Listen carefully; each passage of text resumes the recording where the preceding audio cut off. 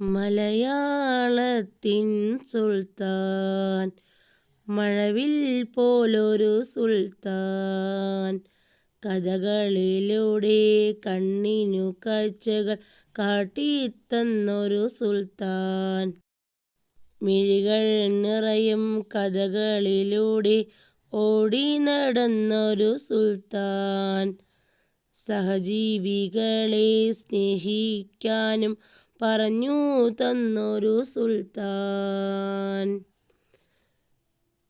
തേനൂറുന്നൊരു തേന്മാവിൻ്റെ കഥകൾ തന്നൊരു സുൽത്താൻ, കളിയും ചിരിയും കാര്യവുമായി കഥകൾ ഒരുപാടുണ്ടല്ലോ.